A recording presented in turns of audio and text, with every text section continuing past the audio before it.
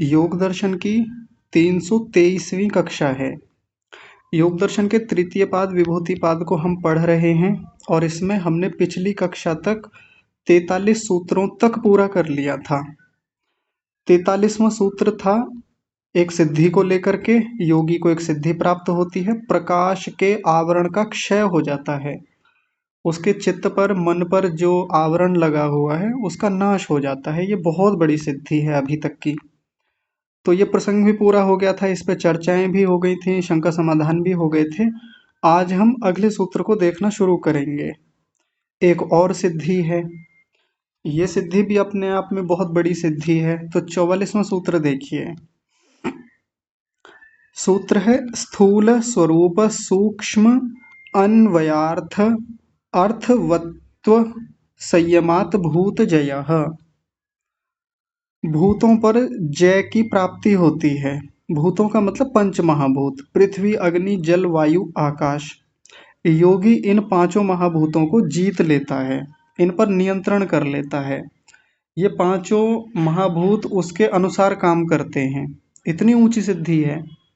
अभी पीछे हम एक चर्चा देख रहे थे, कई प्रकार के देवताओं का वर्णन आया था। उन देवताओं की विशेष योग्यता बताई गई थी और उन योग्यताओं में क्या कहा था कि कई सारे प्रकार के देवता ऐसे होते हैं जिनका भूतों पर नियंत्रण होता है। पृथ्वी तत्व पर उनका ऐसा नियंत्रण है कि उस पृथ्वी तत्व पर नियंत्रण होने के कारण से अपने शरीर को ऊपर नीचे करना, घटा बढ़ा लेना, सूक्ष्म कर लेना, बड़ा कर लेना, ये पृथ्वी महाभूत पर नियंत्रण करने के कारण से उनको एक विजय प्राप्त होती है, सिद्धि प्राप्त होती है। ऐसे ही बाकी महाभूतों पर नियंत्रण हो जाने से, जय प्राप्त हो जाने से अलग अलग प्रकार की उनको स्थितियां मिलती हैं। बहुत ऊंची सिद्धियां हैं ये। तो एक बार में उसको कह दिया भूत जय, भूतों पर जय होता है, नियंत्रण होता है। होता कैसे है? तो वही संयम से ही होता है। लेकिन संयम इस बार किस पर करेगा?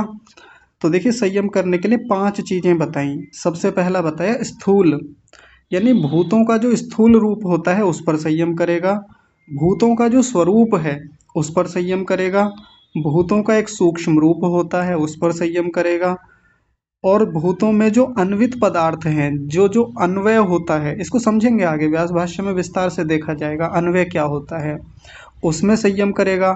और अर्थवत्व, अर्थवत्व एक चीज होती है, उसको भी अंत में समझेंगे, तो उस पर संयम करेगा। तो संयमात यानी संयम करने से भूतों पर नियंत्रण की एक स्थिति बनती है। तो 5 चीजें बताई, इन पांचों चीजों को समझने का प्रयास करेंगे।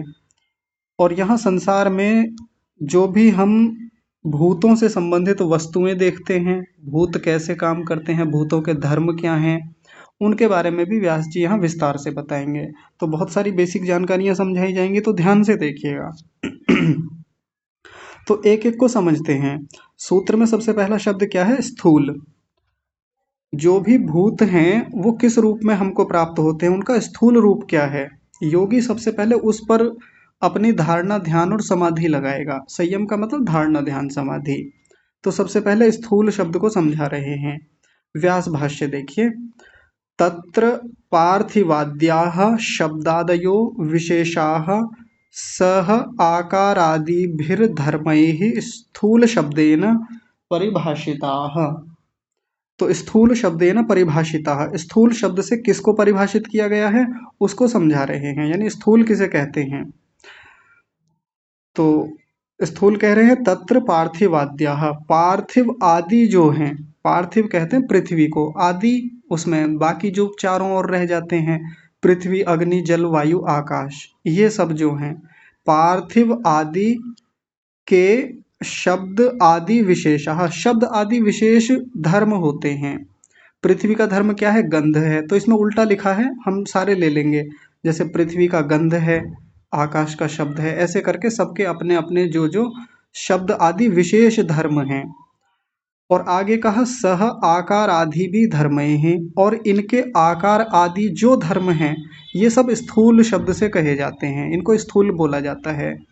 तो पृथ्वी का जो शब्द विषय है, पृथ्वी का जो अब जल का जो जल के जो भी आगे विषय कहे जाते हैं, सबके अपने अपने जो विषय हैं वो सब ले लीजिए।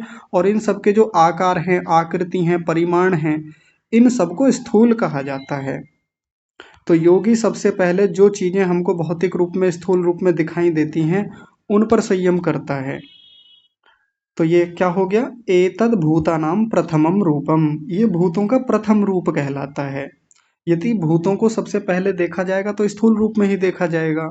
संसार में किसी भी चीज को जब हम खोजने निकलते हैं तो पहले ऊपर ऊपर से ही देखा जाता है, मोटी मोटी चीज देखी जाती है, फिर धीरे धीरे उसकी गहराई में और सूक्ष्मता में जाते चले जाते हैं।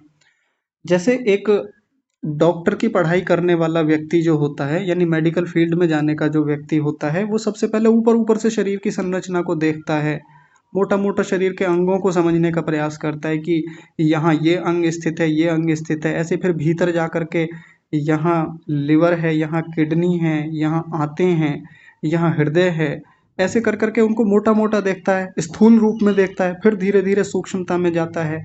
वैसे ही जब योगी इन महाभूतों पर प्रत्यक्ष इनका जब संयम करता है, धारणा ध्यान समाधि लगाता है, तो पहले स्थूल रूप को देखता है। तो इनका स्थूल रूप क्या है, इनका आकार, इनकी आकृति, इनका परिमाण कितने बड़े हैं, ये कहाँ कहाँ दिखते हैं, किस किस रूप में दिखते हैं, इनके विशेष धर्म क्या हैं जो इनकी विशेषता बताते हैं, जो इनको अलग अलग करते हैं।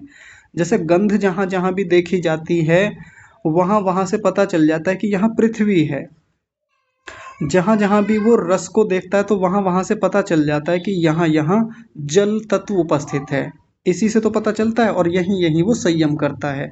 ऐसे बाकी सब भूतों पर लगा लेता है। मैंने आपको एक दो उदाहरण दिए हैं पांचों का, यानी पृथ्वी, अग्नि, जल, वायु, आकाश, सबका ऐसे ही समझ लेना चाहिए। तो इसको कहा एतद भूतानाम प्रथमम रूपम, ये भूतों का पहला रूप कहा गया, जिसको सूत्र में भी स्थूल कहा गया, ये पहला रूप है। अब देखिए सूत्र में ऊपर दूसरा रूप क्या कहा गया है, स्वरूप। पहला रूप स्थूल, दूसरा रूप स्वरूप। ध्यान दीजिए, ये सारे रूप कहे गए हैं, 5 रूप हैं, स्थूल, स्वरूप, सूक्ष्म, अन्वय, अर्थवत्व। तो पहला रूप हो गया स्थूल और दूसरा रूप क्या है, स्वरूप। अब स्वरूप समझाएंगे, इनका स्वरूप क्या है। तो देखिए उसको आगे महर्षि व्यास जी कह रहे हैं, द्वितीयम रूपम, दूसरा रूप वो क्या है, स्वसामान्यम मूर्तिर्भूमि स्नेहोजलम वहनीति, वहनी रोषणता, यानी वहनी ही उष्णता, वायु प्रणामी, सर्वतो गति आकाशः इति एतत् स्वरूप शब्देन उच्यते। अब स्वरूप को समझा रहे हैं जो कि इन भूतों का दूसरा रूप है, और उसको क्या कहा, स्वसामान्यम। अब इनके सामान्य धर्मों को बता रहे हैं। पृथ्वी, अग्नि, जलवायु, आकाश के सामान्य धर्म क्या हैं, पहले विशेष धर्म बताए। विशेष धर्म होते थे शब्द, स्पर्श, रूप, रस, गंध। इनसे उनकी भिन्नता का पता चलता है कि ये पृथ्वी है, ये जल है, ये अग्नि है, ये वायु है, आकाश है। लेकिन अब इनके सामान्य धर्म समझाए जा रहे हैं, जिनको स्वरूप शब्द से कहा जाता है। ध्यान दीजिए, इनके स्वरूप क्या बताए हैं। पहले मूर्ति का स्वरूप, भूमि का स्वरूप बताया। भूमि में सामान्य धर्म क्या होता है, ये मूर्तिमान होती है, यानी दिख जाती है, हम स्पर्श कर लेते हैं, पकड़ लेते हैं, अमूर्त नहीं होती। तो भूमि का सामान्य धर्म क्या बताया, मूर्ति। जल का सामान्य धर्म क्या बताया, स्नेह। स्नेह का मतलब तरलता, स्निग्धता, चिकनाई। तो जहाँ जहाँ भी जल होगा वहाँ वहाँ स्निग्धता, यानी वहाँ वहाँ तरलता, बहना, बहने की ये प्रवृत्ति जो है ये सामान्य रूप से सब जलों में मिलेगी, कहीं भी जहाँ जहाँ जल उपस्थित होगा। दूध में जल है तो बहने का गुण, स्नेह का गुण मिलेगा। घी है, घी में भी जल होता है, तो उसमें भी ये बहने का गुण सामान्य रूप से मिलेगा। ये सामान्य धर्म समझाए जा रहे हैं। तो जहाँ जहाँ भूमि होगी वहाँ वहाँ पदार्थों में मूर्तिमान स्थिति दिखाई देगी। जैसे हमारा जो घर बना हुआ है ये पृथ्वी महाभूत से बना हुआ है, तो एक मूर्तिमान है, प्रकट रूप में है, दिखता है, स्पर्श होता है, गंध है, ये सब चीज़ें हैं इसमें। तो जहाँ जहाँ भी पत्थर देख लें, पेड़ों का जो मूर्तिमान रूप प्रकट है, चाहे वो मिट्टी है, चाहे अन्य कोई भी वस्तुएं जो भी हमको बनी हुई दिखाई दे रही हैं, ये सब में भूमि समान रूप से है, सामान्य धर्म कहा गया ये। आगे बताया वहनी ही उष्णता। अग्नि का जो सामान्य धर्म है वो उष्णता है। जहाँ जहाँ जितनी जितनी प्रकार की अग्नि होगी तो वहाँ वहाँ उष्णता साथ साथ चलेगी, ये सामान्य धर्म है। सामान्य मतलब समान रूप से मिलेगा हर जगह।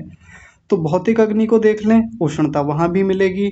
हमारे शरीर में जो अग्नि, अलग अलग प्रकार की अग्नियाँ हैं वहाँ भी उष्णता मिलेगी। सूर्य में जो अग्नि है वहाँ भी उष्णता मिलेगी।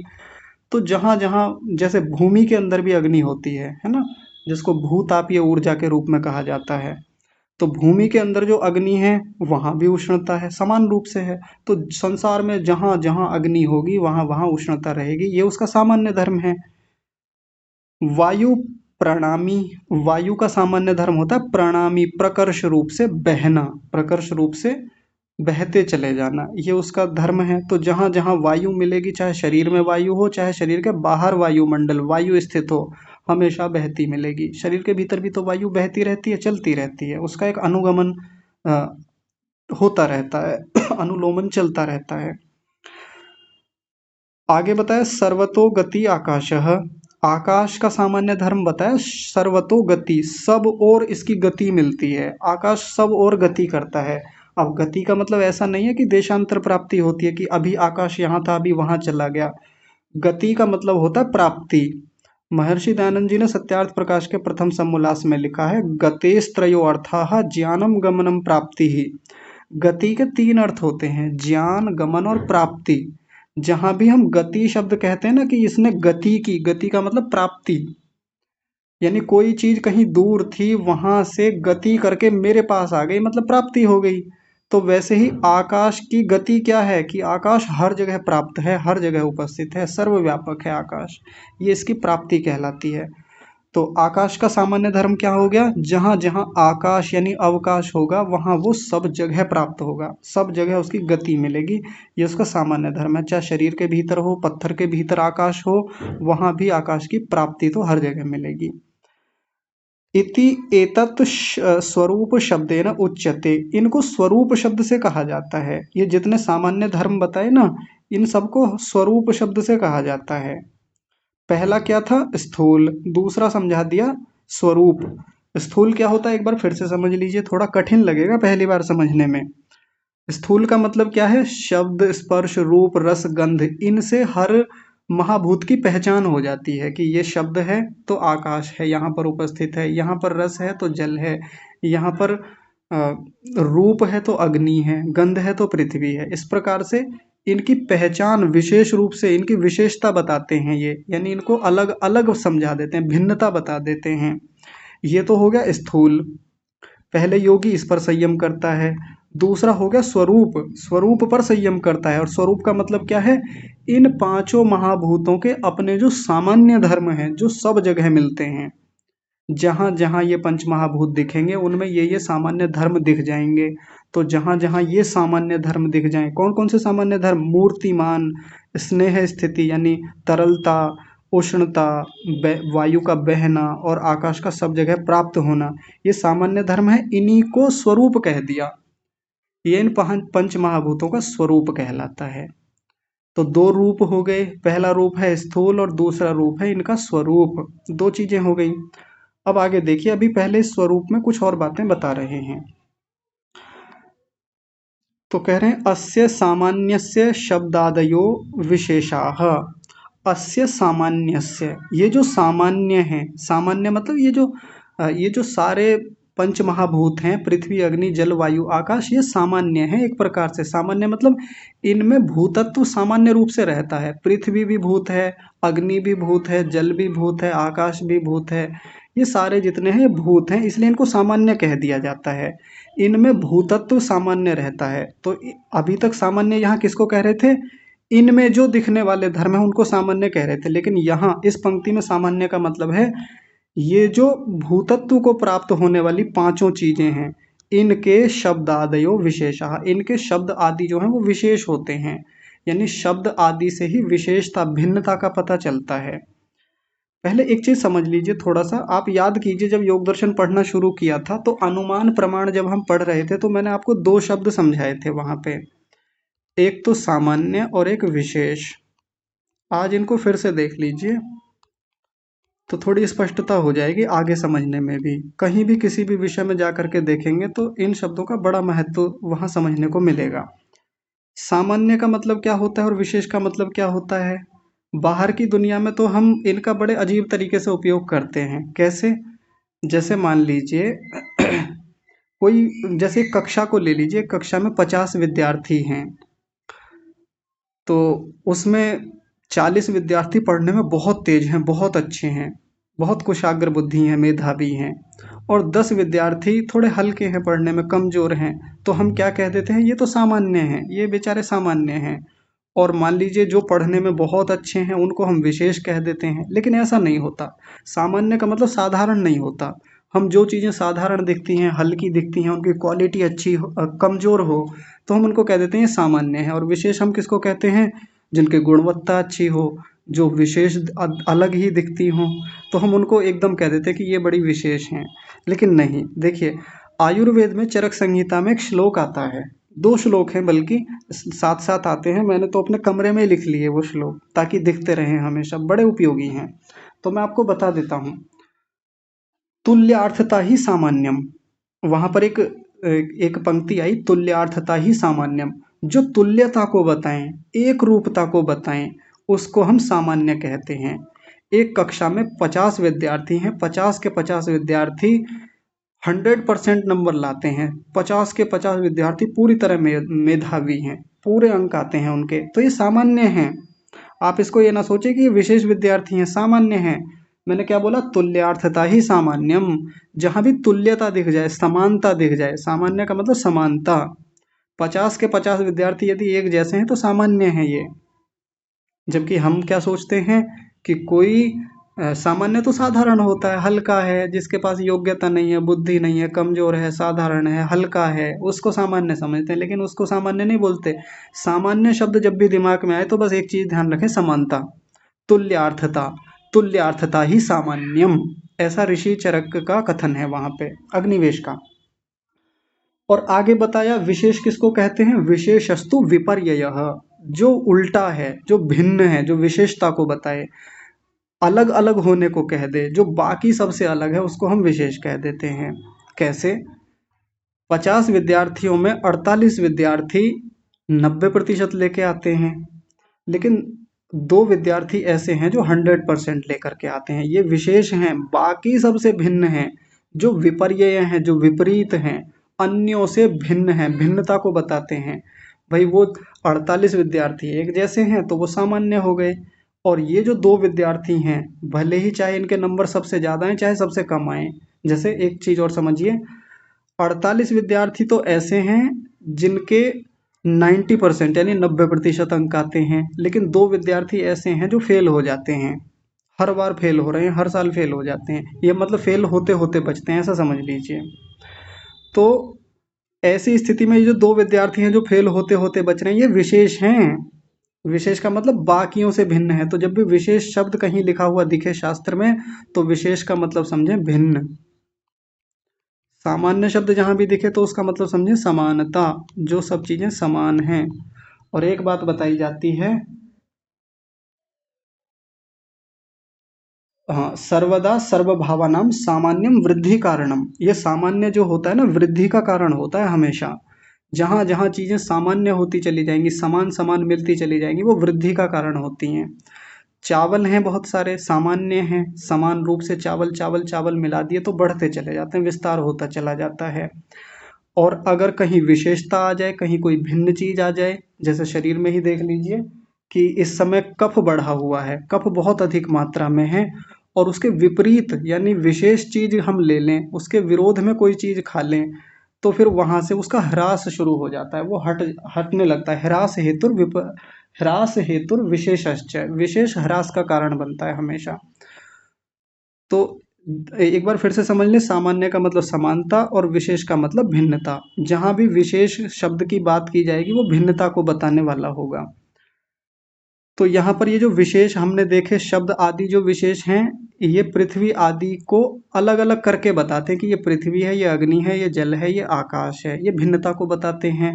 और ये जो अभी हमने इसमें मूर्ति, स्नेह और उष्णता, प्रणामी और सर्वतोगति ये सब देखे, ये सब सामान्य धर्म हैं, ये इनमें सामान्यता को बताते हैं। तो इसमें जो यहाँ पर कहा गया, अस्य सामान्यस्य शब्दादयो विशेषाः, ये जो शब्द आदि हैं, ये पंच महाभूत नाम के जो सामान्य हैं उनमें विशेषता बताते हैं। वैसे तो कहने को पांचों महाभूतों को पंच महाभूत एक पिंड के रूप में हम देख सकते हैं कि ये पांचों महाभूत हैं, पृथ्वी अग्नि जल वायु आकाश एक जगह हों तो उनको सामान्य कह सकते हैं। लेकिन उनमें भिन्नता कैसे पता चलती है? शब्द आदि से पता चलती है। जहाँ शब्द दिख जाता है तो भिन्नता पता चल जाती है कि शब्द दिख गया तो ये आकाश है, गंध दिख गई तो ये पृथ्वी है। ऐसे भिन्नता का पता कर लेते हैं। आगे देखिए, तथा च उक्तम, जैसा कि कहा गया है, कहीं का वचन इन्होंने उठाया है। वो क्या है? एक जाति समन्वितानाम एषाम धर्म मात्र व्यावृत्ति इति। इसी बात को आगे बढ़ा करके कहा है इस उक्ति में। क्या कहा? एक जाति समन्वितानाम। एक जाति का मतलब ये जो पंच महाभूत है एक जाति के रूप में है सारे, इनमें भूतत्व है। इनमें समन्विता नाम, इनमें जो समन्वित है, एषाम धर्म मात्रम, इनमें जो समन्वित धर्म है, उन्हीं से व्यावृत्ति, उन्हीं से इनकी भिन्नता का पता चलता है, धर्मों से ही। नहीं तो ये तो पंच महाभूत बने रहेंगे, यदि इनके ये धर्म हमको पता न चले तो हम जीवन में कभी ना तो पृथ्वी को देख पाएंगे, समझ पाएंगे, ना अग्नि को, ना जल को, ना आकाश को, किसी की भिन्नता का पता नहीं चलेगा। अगर पता चलता है तो कैसे पता चलता है? धर्म मात्र से। धर्म मात्र से इनकी व्यावृत्ति होती है, भिन्नता का पता चलता है। नहीं तो ये तो एक जाति हैं, ये सारे एक ही जाति हैं। पृथ्वी अग्नि जल वायु आकाश एक जाति का मतलब इनमें धर्मत्व है, सारे के सारे, क्षमा कीजिए, भूतत्व है। ये भूत हैं, पंच महाभूत हैं, इनमें भिन्नता हम कभी पता नहीं कर सकते। जैसे मैं एक उदाहरण के रूप में बात रखूं, एक स्थान पर बहुत सारे मनुष्य खड़े हुए हैं, बहुत सारे मनुष्य हैं, सारे एक जाति के हैं, मनुष्य जाति है। लेकिन अलग अलग कैसे पता चलता है? भिन्नता कैसे करेंगे हम उनमें? कहने को तो एक जाति कह दी हमने कि भाई ये सारे मनुष्य हैं, लेकिन भिन्नता का पता कैसे चलता है? भिन्नता धर्मों से ही तो पता चलता है। एक एक व्यक्ति को देखेंगे, स्त्री है कि पुरुष हैं, बच्चे हैं कि बूढ़े हैं, युवा कितने हैं, ये उनके धर्मों से भिन्नता का पता चल जाता है भी हाँ ये भिन्नता है, ये वाला व्यक्ति इससे भिन्न है, ये काला है, ये गोरा है, ये भारतीय है, ये अमेरिकी है, ये ऑस्ट्रेलियन है, ये वहाँ का है, वहाँ का है। ऐसे करके धर्मों से ही तो भिन्नता का पता चलता है। नहीं तो सारे एक जाति समन्वित हैं, एक ही जाति मनुष्य कह देते हैं। वैसे ही ये पंच महाभूत जो हैं एक जाति हैं, ध्यान रखें। हम जीवन में कभी पता नहीं कर सकते इनका कि ये कैसे अलग अलग होते हैं। भूतत्व समान रूप से है। जैसे एक जगह 100 मनुष्य खड़े कर दिए जाएं तो उनमें मनुष्यत्व समान रूप से होता है, सभी को मनुष्य कहा जा सकता है। लेकिन भिन्नता कैसे पता चलती है? धर्मों से पता चलती है। योगी इन्हीं धर्मों का उपयोग करके इनकी भिन्नता का ज्ञान कर करके आगे बढ़ता है, संयम करता है और इनको अपने नियंत्रण में ले लेता है। देखिए बहुत बड़ी बात है ये। तो अभी इन पंच महाभूतों को और आगे खोल रहे हैं। देखिए अभी किसकी चर्चा चल रही है? स्वरूप की चर्चा चल रही है अभी। तो देखिए क्या कह रहे हैं अगली पंक्ति में, सामान्य विशेष समुदायो अत्र द्रव्यम। द्रव्य किसे कहते हैं? तो द्रव्य कहते हैं सामान्य विशेष समुदाय, जिसमें सामान्य और विशेष धर्म होते हैं, ऐसे समुदाय को, ऐसे समूह को द्रव्य कहते हैं। हमें जितने भी ये द्रव्य दिखाई देते हैं, संसार में जितनी वस्तुएं दिखती हैं उसमें सामान्य धर्म भी होते हैं और विशेष धर्म भी होते हैं। यानी बहुत सारे धर्म ऐसे मिल जाएंगे जो बाकी चीजों में भी हैं और कुछ ऐसे मिल जाएंगे जो केवल इसी में हैं, विशेषता दिखा रहे हैं इसकी। जैसे उदाहरण से समझ लेते हैं कि जैसे संसार में बहुत सारी चीजें मिल जाएंगी जिनको हम छू सकते हैं, स्पर्श कर सकते हैं। स्पर्श करना सब में सामान्य रूप से, पृथ्वी को भी स्पर्श कर सकते हैं, जल को भी स्पर्श कर सकते हैं, कुर्सी रखी हुई है उसको भी स्पर्श कर सकते हैं, अग्नि को भी स्पर्श किया जा सकता है, तमाम चीजों को स्पर्श किया जाता है। तो ये सब में सामान्य धर्म हो गया, स्पर्श किया जा सकता है उनको। बहुत सारी चीजें ऐसी जिनको देखा जा सकता है। मैं पृथ्वी को भी देख रहा हूँ, अग्नि को भी देख रहा हूँ, जल को भी देख रहा हूँ, वायु को तो नहीं देख पा रहा, वायु को हटा दीजिए थोड़ी देर के लिए। मैं अपने घर में रखी हुई सब वस्तुओं को देख पा रहा हूँ। तो देखना, दृश्य यानी रूप, ये सामान्य धर्म सभी में है, इनको द्रव्य कहा जा सकता है। लेकिन विशेष धर्म भी सबके अपने अपने अलग अलग होते हैं। जैसे वायु को देखा नहीं जा सकता, वायु को केवल स्पर्श किया जा सकता है, ये उसकी विशेषता हो गई। वायु को आंखों से नहीं देख सकते, उसमें रूप नहीं है। आकाश में रूप नहीं है, आकाश में स्पर्श नहीं है, आकाश में गंध नहीं है, ये उसकी विशेषता हो गई। तो इस संसार की हर वस्तु में सामान्य धर्म भी होते हैं, विशेष धर्म भी होते हैं। और देख लीजिए, जैसे मैंने एक स्थान पर गुड़ ला करके रखा, मैंने शहद ला करके रखा, चीनी ला करके रखी, और भी आप कुछ भी जो भी मीठे में लेना चाहें, ऐसी मीठी मीठी 4-5 चीजें ला करके रख लीं। इनमें सामान्य धर्म कई सारे हो सकते हैं। क्या क्या है सामान्य धर्म देखिए, जिनके कारण इनको द्रव्यम द्रव्य कह देते हैं। तो सामान्य धर्म क्या है? इनको छू सकते हैं, इनको खा सकते हैं, इनमें रस भी है यानी चखा जा सकता है इनको, इनमें जल गुण जल तत्व भी है, पृथ्वी तत्व भी है। ये सामान्य गुण हो गए, सारे सारे मीठे जितने हो गए, शहद हो गया, चीनी हो गई, गुड़ हो गया, मिश्री हो गई, है ना। और मीठापन सब में सामान्य है, सब में मीठा मीठा मीठा, सब में मीठा, ये सामान्य हो गया। अब विशेषता क्या है इनमें, भिन्नता क्या है? तो भिन्नता रंगों की हो सकती है, जैसे चीनी सफेद रंग की हो गई, गुड़ थोड़ा लाल रंग का हो गया, ये भिन्नता हो गई इसमें, है ना। कहने को सारी चीजें मीठी हम कह देते हैं, मीठा रखा है यहाँ पे कमरे में, 5 चीजें रख दी अलग अलग बर्तन में, कह दिया मीठा रखा हुआ है। तो सामान्य रूप से तो मीठा एक हो गया पूरा, कि ये मीठा रखा है। लेकिन अब भिन्नता क्या है इनमें, भिन्नता अलग अलग होती है। चीनी का मीठापन अलग है, शहद का मीठापन अलग है, चक्कर देखें तो मीठापन अलग होता है ना। अब चीनी का मीठापन और शहद का मीठापन एक थोड़ी होता है, मिश्री का मीठापन अलग है। वैसे ही बाकी का ले लीजिए, गुड़ का मीठापन अलग है। तो ये जो मीठेपन में जो विशेषता है, भिन्नता है, ध्यान दीजिए, जब मैं विशेष शब्द बोल रहा हूं तो मतलब भिन्नता है, डिफरेंस है उनमें, अंतर है, बस यही उसका एक विशेष धर्म है जो अलग बनाता है उसको।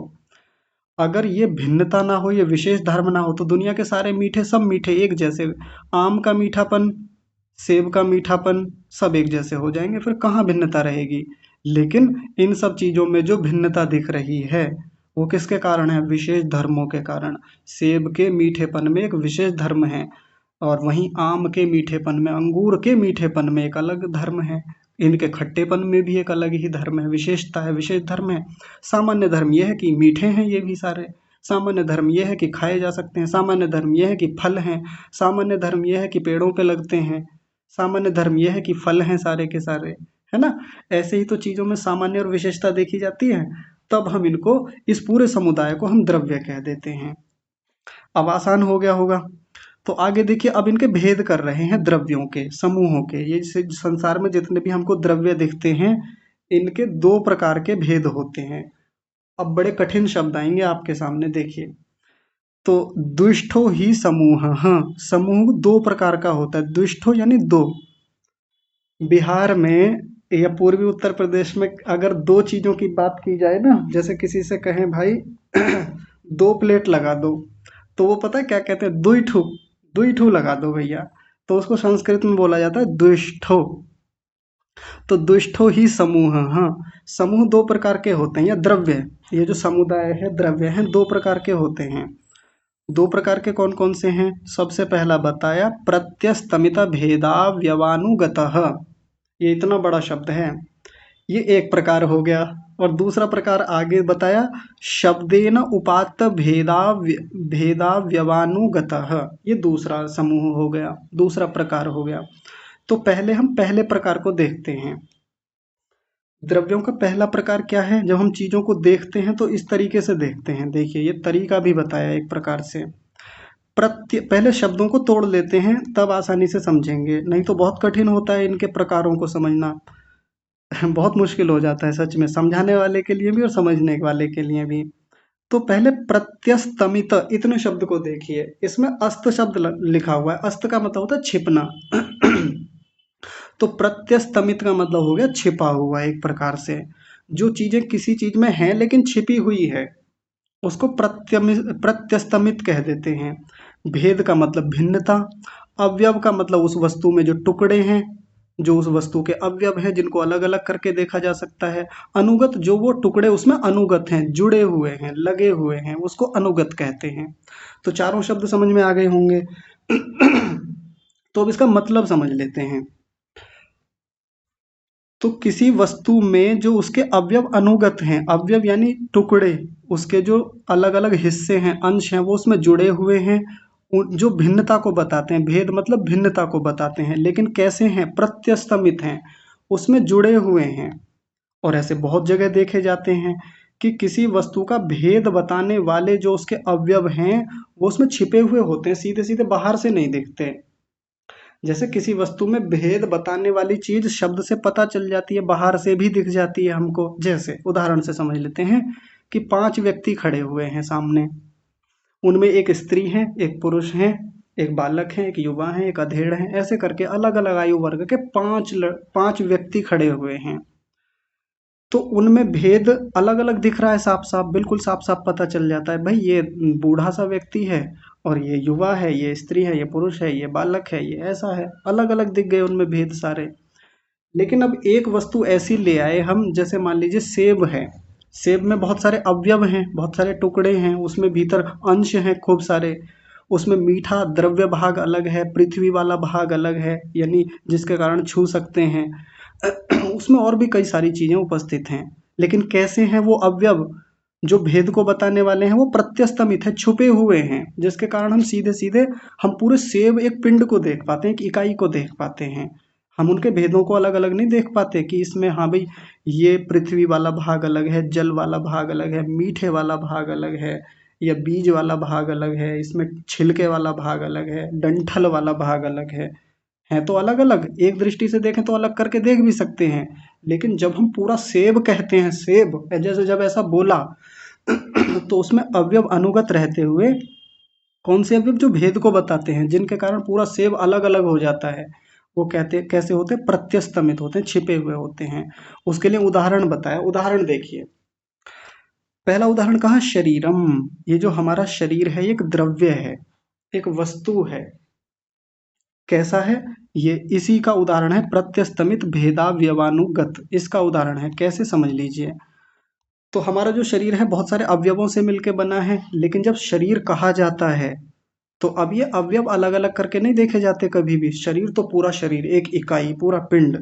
इसके जो अवयव हैं वो कैसे हैं जो भेद को करते हैं, हाथ अलग है, पैर अलग हैं, पेट अलग है, इसमें सीना अलग है, खोपड़ी वाला हिस्सा अलग है, आंखें अलग हैं, नाक कान सब अलग अलग हैं, ये सब अलग अलग अवयव हैं, लेकिन कैसे हैं, प्रत्यस्तमित, इसी में छुपे हुए हैं, इसी में लगे हुए हैं।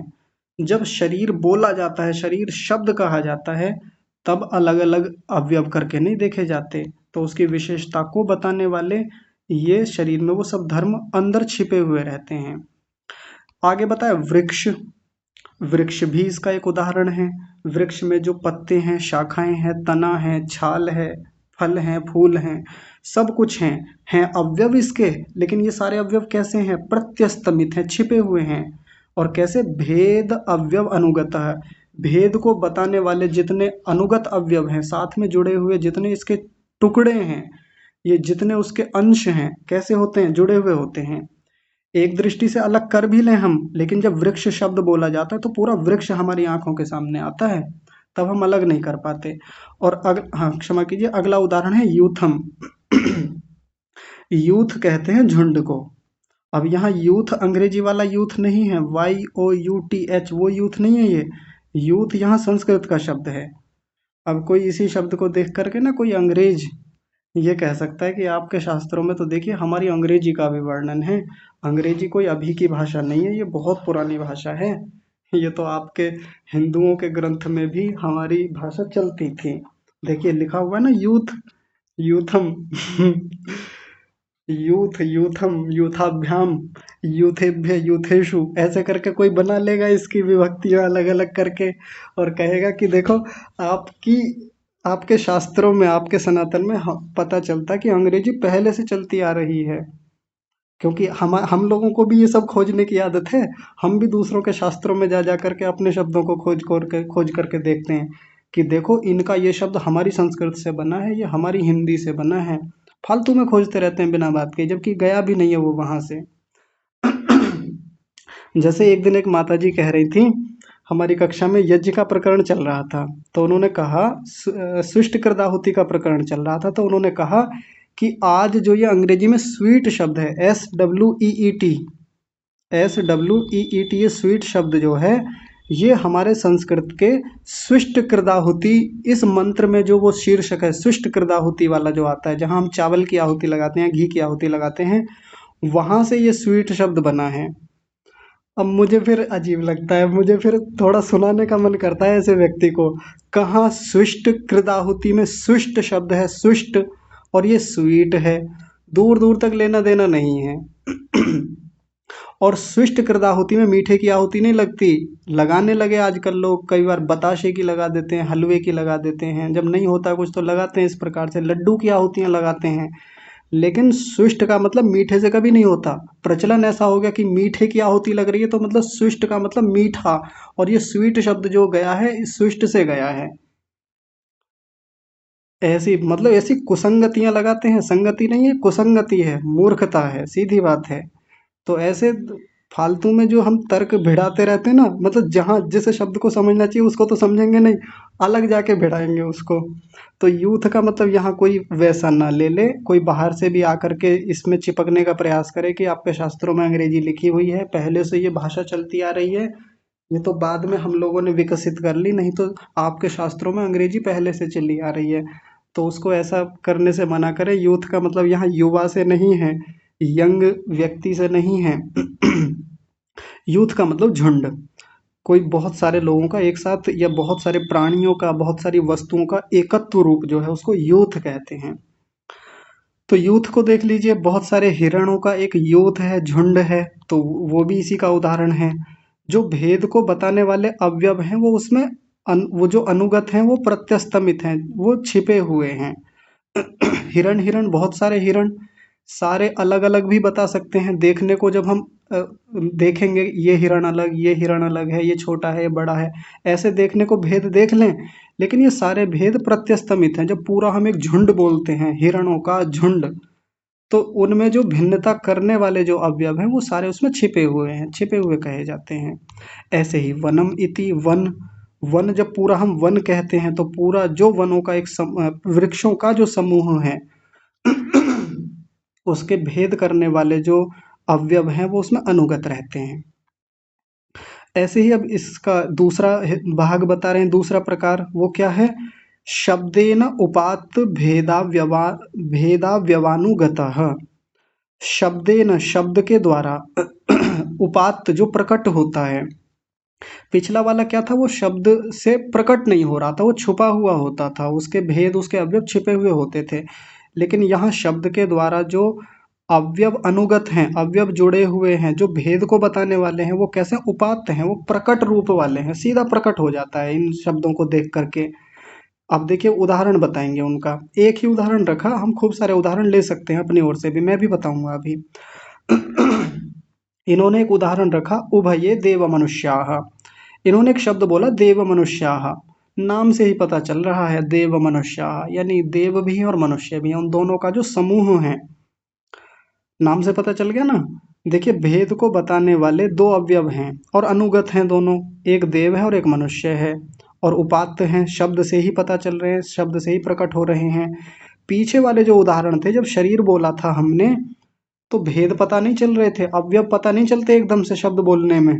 देखने को कोई व्यक्ति रुक करके देखना चाहे तो अवयवों को अलग अलग देख सकता है, लेकिन वहां शब्द से नहीं पता चलते थे। यहाँ शब्देन उपात्त, यहाँ शब्द के द्वारा पता चलते हैं। तो देव मनुष्य में क्या पता चलता है? समूहस्य देवा एको भाग, समूह का देवता एक भाग है, उसमें देवता एक भाग है, मनुष्य द्वितीय भाग, उसमें दूसरा भाग है मनुष्य। यानी 100 लोग खड़े हुए हैं, उनमें 50 देवता हैं, 50 मनुष्य हैं। तो बोल के भी पता चल जाता है और देख के भी पता चल जाता है कि इनमें भेद है, 50 मनुष्य हैं, 50 देवता हैं, स्पष्ट पता चल जाता है। ताभ्याम एव अभिधीयते समूह, उनसे समूह का, ताभ्याम यानी उनसे, एव माने ही, उनसे ही, समूह माने समूह का, अभिधीयते माने पता चल जाता है, उनका प्रकट हो जाता है, उनसे ही समूह का पता चल जाता है। किन से पता चल जाता है? इन्हीं भेदों से ही, जो ऊपर भेद बताए हैं। अब देखिए और भी कई सारे उदाहरण हो सकते हैं, आगे उदाहरण बताएंगे इसके ही। स च भेद अभेद अभेद विवक्षितः। स माने वह, वह क्या? ये जो ऊपर बताया है, शब्देन उपात्त भेदा व्यवानुगत समूह, इस वाले समूह की बात कर रहे हैं कि ये जो समूह है ये भेद और अभेद से विवक्षित होता है। विवक्षित मतलब यदि हम इच्छा करें तो भेद भी कर सकते हैं, और इच्छा ना करें तो उसका हम अभेद भी कर सकते हैं। जैसे देव और मनुष्य एक साथ खड़े हुए हैं, अगर कोई भेद करना चाहे भेद कर ले कि भाई 50 मनुष्य हैं, 50 देवता खड़े हुए हैं, ये भी भेद भी हो जाता है। विवक्षा माने अपनी इच्छा से। और यदि अभेद करना चाहे तो सीधा भी कह सकता है देव मनुष्य, ऐसे बोल दिया तो पूरा एक झुंड आ जाएगा 100 लोगों का, है ना। भेद करना चाहे तो भेद भी कर सकता है, ना करना चाहे तो वो भी हो जाता है। इसकी विशेषता है दूसरे वाले भाग की। जैसे आगे बता रहे हैं उदाहरण से, आम्राणाम वनम, आमों का वन। जब हमने ये शब्द पूरा बोला, आमों का बगीचा, ऐसे बोला आमों का बगीचा, तो बोलते हुए ऐसा लगता है आम अलग हैं बगीचे अलग हैं, बिल्कुल अलग अलग पता चल जाता है दोनों से। शब्देन उपात्त भेद अवयव अनुगतः, शब्द से ही इसके अवयवों में जो अनुगत चीजें हैं वो सब अलग अलग प्रकट हो जाती हैं, भेद पता चल जाता है। आम अलग कहे जा रहे हैं, वन अलग कहा जा रहा है। ब्राह्मणानाम संघः, ब्राह्मणों का संघ, षष्ठी विभक्ति लगाई हुई है इसमें। तो जब ऐसा बोला ब्राह्मणों का समूह, ब्राह्मणों का संघ यानी विद्वानों का संघ, ऐसा बोला तो ब्राह्मण अलग पता चलते हैं, संघ अलग पता चल जाता है, शब्द में अलग अलग पता चलता है। तो ये इसी का एक उदाहरण है। और हम अगर हम अलग अलग करके देखना चाहें, ब्राह्मण अलग करके देख लें और पूरा संघ देखना चाहें तो उसमें जितने सारे विद्वान बैठे हुए हैं वैसे भी देख सकते हैं सबको एक रूप में। तो भेदा भेद विवक्षितः, एक करके देखना चाहें तो पूरा झुंड कह सकते हैं विद्वानों का, पूरा संघ कह सकते हैं। अलग अलग करके देखना चाहें तो ऐसे कह सकते हैं जी ये वेद के ब्राह्मण हैं, ये इस वाले वेद के ब्राह्मण हैं, ये इस वाले वेद के पढ़ने वाले हैं, ये इस शास्त्र को पढ़ने वाले हैं, ये उस गोत्र वाले ब्राह्मण हैं। भेद ऐसे भी करके देखे जा सकते हैं, तो शब्द से पता चलता है। और अगर भेद ना करके देखना चाहें तो उसके लिए ऐसे भी उदाहरण हैं, आम्रवणम, आम्रवन, केवल इतना बोला। पिछली बार तो षष्ठी विभक्ति लगा के बोला था, आम्राणाम वनम, आम का बगीचा, आम का वन, ऐसे करके बोला था, तो आम अलग दिख रहे थे, बगीचा अलग दिख रहा था। इस बार आम्रवन बोल दिया बस, यानी केवल एक बोल दिया कि पूरा बगीचा। अब उसमें भिन्नता नहीं देख रहा है व्यक्ति, अभेद देख रहा है। इन वाले उदाहरणों में भेद देखा, भेद विवक्षितः। और अगले वाले उदाहरण जो कह रहे हैं आम्रवन बोला सीधा, तो उसको क्या बोलेंगे, ये अभेद है, अलग अलग करके नहीं देखा जा रहा है। और ब्राह्मण संघ बोल दिया सीधा, बस ब्राह्मण संघ, शब्द बोलते ही एकदम पूरा ब्राह्मणों का समूह सामने आ जाता है। अब भेद नहीं किया जा रहा कि ब्राह्मण अलग है समूह अलग है, मतलब बस ब्राह्मण संघ। जैसे मैं एक उदाहरण देता हूँ, बहुत सुंदर उदाहरण है, अशोक के पेड़ों की वाटिका, ऐसा बोला तो ये हो गया भेद विवक्षिता, भेद करके देखा जा रहा है, अलग अलग कहा जा रहा है। अशोक के वृक्षों की वाटिका, अशोक वृक्ष अलग अलग हैं, ऐसे हैं वैसे हैं, और वाटिका पूरा मिला करके जो बनेगा, तो ये भेद करके देखा जा रहा है। और मैंने बोला अशोक वाटिका, अशोक वाटिका बोलते ही क्या सामने आता है एकदम से, बस पूरा एक वन जैसा आ जाता है, वो एक बाग, एक बगीचा, एक वाटिका आंखों के सामने आ जाती है, हम उसका एक ग्रहण करते हैं। तो यदि हम अलग अलग करना चाहें अलग भी कर लेते हैं, एक रूप में रखना चाहें तो एक भी होता है उसमें। अब इनका एक दूसरे तरीके से और भेद कर रहे हैं, देखिए। उसके लिए दो शब्द और नए लेकर के आए, स पुनर्द्विविधो युत सिद्धाव्यवो अयुत सिद्धाव्यवश्च। दो शब्द बताए। स माने उनका, ये जो द्रव्य है, स का मतलब ये समूह है, जो है ये जो द्रव्य है, जो भी संसार में हमको पदार्थ दिखते हैं, ये दो, पुनः फिर से, द्विविधो फिर से दो प्रकार से समझाए जा रहे हैं। पहला प्रकार क्या बताया, युत सिद्धाव्यव, और दूसरा प्रकार बताया अयुत सिद्धाव्यव। सिद्धाव्यव, युत का मतलब क्या होता है, युत का मतलब होता है पृथक, अलग अलग जो सिद्ध हैं, जिनको हम अलग अलग करके देख लेते हैं, अलग अलग सिद्ध हो जाते हैं वो, ऐसे अवयव वाले, जिनके अवयव अलग अलग सिद्ध हैं, बिल्कुल स्पष्टता से अवयव अलग दिख जाते हैं। जैसे ब्राह्मणों का समूह था, अवयव हैं ब्राह्मण, कई सारे ब्राह्मण हैं, अलग अलग व्यक्ति खड़े हुए हैं, तो ये क्या है, ये एक प्रकार से युत सिद्ध है। युत यानी पृथक पृथक, अलग अलग दिख जाता है। और अयुत सिद्धाव्यव, अयुत सिद्ध का, अयुत का मतलब होता है अपृथक, जो अलग अलग नहीं हो सकते, ऐसे अवयवों वाला जो होता है उसको हम अयुत सिद्धाव्यव कहते हैं। तो उसी को आगे कह रहे हैं, युत सिद्धाव्यवः समूहो वनम संघम इति। तो पहले वाले के उदाहरण बता रहे हैं युत, युत सिद्धाव्यव के। मैं युत को फिर से बोल रहा हूँ, युत का मतलब पृथक पृथक हो जाता है, जो अलग होता है। सिद्धावयव जिसके अवयव अलग अलग सिद्ध हो जाएं उसको युत सिद्धावयव कहते हैं। तो ऐसे समूह का उदाहरण क्या दिया, वनम संघम इति। जैसे वन कह दें वन में जो अलग अलग अवयव हैं वो अलग अलग सिद्ध हैं, अलग अलग ही दिख जाते हैं, वो सबको पता है, पहले से सिद्ध बात है। ये इसका पेड़ है, ये इसका पेड़ है, ये इसका पेड़ है, एक पेड़ यहाँ एक पेड़ वहां, इनको मिला करके वन बनता है। ये युत सिद्धावयव कहलाएगा। और अयुत सिद्धावयव में किसको ले रहे हैं, वो जो संघात है पूरा उसको कह रहे हैं शरीरम वृक्षः परमाणु इति। उसमें तीन उदाहरण दिए, शरीर का उदाहरण दिया, यानी इसके अलग अलग अलग अवयव सिद्ध नहीं होते, अयुत होते हैं। अयुत का मतलब अभिन्न होते हैं, जुड़े हुए रहते हैं साथ में। तो शरीर का उदाहरण हो गया, करने को अलग कर लें कि ये हाथ है, ये पैर है, ये आंख है, लेकिन सारे के सारे आपस में जुड़े हुए हैं और जुड़े हुए के रूप में ही सिद्ध रहते हैं हमेशा। जब शरीर बोला जाता है तो पूरा शरीर ही साथ में आता है, हम ये नहीं कहते कि आंख नाक कान ये इनका समूह बोला जा रहा है। जैसे आमों का वन तो हम कह देते हैं एक बार से, आमों का बगीचा, लेकिन हम ये थोड़ी कहते हैं कि आंख आंख नाक कान हाथ पैर का ये अवयव शरीर, ऐसा थोड़ी बोलते हैं हम कभी भी, बस शरीर बोलते हैं सीधा। तो उसमें सारे अवयव अयुत सिद्ध होते हैं। ऐसे वृक्ष हो गया है ना, इसको तो हम पीछे भी देख के आए हैं, सारे वृक्ष के अवयव अयुत सिद्ध होते हैं। और अगला जो उदाहरण है ये रोचक उदाहरण है, ये है परमाणु। परमाणु के भीतर भी जो अवयव हैं वो भी अयुत सिद्ध होते हैं। अयुत मतलब अभिन्न रूप में। आप सोचेंगे कि परमाणु में कौन से अवयव होते हैं, परमाणु का मतलब तो सबसे छोटा जो कण है जिसके और टुकड़े नहीं हो सकते। लेकिन हाँ, भौतिक दृष्टि से देखें तो परमाणु के कोई टुकड़े नहीं हो सकते, लेकिन यहाँ दार्शनिक दृष्टि से देखें तो परमाणु के भी टुकड़े होते हैं। परमाणु के और छोटे टुकड़े यानी सत्वगुण रजोगुण तमोगुण तक चले जाएं, हाँ वहां जाकर के फिर टुकड़े नहीं होते सत्वगुण रजोगुण और तमोगुण के। लेकिन इस परमाणु के भीतर भी और सूक्ष्म अवयव हैं, और छोटे छोटे अवयव हैं, जैसे स्थूल से सूक्ष्म और नीचे चले जाते हैं। हम इस संसार बनने की प्रक्रिया हम पीछे देख के आए हैं, दृश्य को पूरा देखा था। पंच महाभूत से नीचे जाएं तो सूक्ष्म होते हैं, फिर उससे अहंकार जो होता है उससे नीचे फिर महतत्व, फिर मूल प्रकृति। तो हम कोई भी परमाणु इस दुनिया में देखते हैं तो उसके भीतर भी और अवयव छोटे छोटे अवयव होते हैं जो उसी के साथ जुड़े हुए हैं। तो इसको बोला इन्होंने अयुत अयुत सिद्ध अवयव। तो ये दो उदाहरण इन्होंने रखे। तो अब जो द्रव्य को बता रहे हैं कि द्रव्य किस में आते हैं, द्रव्य किसको कहेंगे, तो उसको अंत में समझाते हुए कहा अयुत सिद्धावयव भेदानुगतः समूहो द्रव्यम इति पतंजलि ही। पतंजलि का ऐसा मानना है कि द्रव्य किसको कहते हैं, द्रव्य उस समूह को कहते हैं, द्रव्यमिति समूह, समूह द्रव्यमिति किस समूह को कहते हैं, जो अयुत सिद्ध अवयव भेद होता है उसको हम द्रव्य कहते हैं।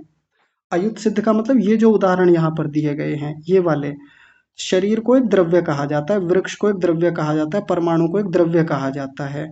लेकिन ये जो वन होता है, वन को कभी द्रव्य नहीं कहा जाता। किसी का भी झुंड हो, समूह हो, किसी की टीम हो पूरी बनी बनाई, 11 लोगों की टीम हो, 50 लोगों की टीम हो, उसको हम द्रव्य नहीं बोलते। क्यों नहीं बोलते, क्योंकि वो युत सिद्ध अवयव वाले होते हैं, उनके अवयवों को अलग अलग करके देखा जा सकता है, स्पष्ट रूप से बोलने से ही पता चल जाती है। 50 लोगों की टीम जब ऐसा बोला तो उसमें 50 लोग अलग अलग पता चल जाते हैं, टीम पूरी अलग पता चलती है, उसको द्रव्य नहीं कहा जाता। द्रव्य किसको कहा जाता है, जो अयुत सिद्ध अवयव वाले संघ के रूप में होते हैं। जैसे शरीर होता है, इसमें अवयव अयुत होते हैं, अलग अलग नहीं देखे जा सकते, अलग अलग ही सिद्ध होते हैं, तो उन्हीं को हम द्रव्य कहते हैं। अयुत सिद्धावयव भेदानुगतः समूह द्रव्यम इति पतंजलि, ऐसा पतंजलि का मानना है। अब पतंजलि कहाँ इस बात को कह रहे हैं ये तो पता नहीं, हो सकता है कहीं और से इन्होंने प्रमाण उठाया हो कि पतंजलि ने कहीं इस प्रकार का वाक्य बोला हो। सूत्र में तो पतंजलि ने ऐसा कुछ नहीं कहा है, लेकिन पतंजलि की ये मान्यता है। एतत् स्वरूपम इत्युक्तम, ये स्वरूप को यहाँ पर कहा गया है। देखिए अभी तक हमने कितनी चीजें देखी हैं, दो चीजें देख पाए हैं हम अभी तक, एक तो स्थूल और एक स्वरूप। अभी तक स्वरूप को समझा रहे हैं, किसका स्वरूप, भूतों का स्वरूप। भूतों का स्थूल रूप देख लिया, भूतों का स्वरूप रूप देख लिया अभी तक हमने, ये भूत किस किस रूप में किस किस स्वरूप वाले होते हैं। तो ये जो इतने सारे प्रकार देखे ना भूतों के, ये स्वरूप हैं, ये उनका दूसरा रूप यहाँ आकर के पूरा हुआ है। थोड़ा सा कठिन प्रकरण है, एक बार में समझ में नहीं आता, आप विचार कीजिएगा। कोई बात समझ में नहीं आती है तो अगली कक्षाओं में चर्चा करेंगे। और बाकी के जो भी 3 बचे हुए हैं, सूक्ष्म रूप क्या होता है, अन्वय क्या होता है और अर्थवत क्या होता है, इनको हम कल की कक्षा में देखेंगे। आज की कक्षा को विराम देते हैं। जुड़ने के लिए सभी का बहुत धन्यवाद। आज की कक्षा को यहीं विराम। आप सभी को सादर प्रणाम।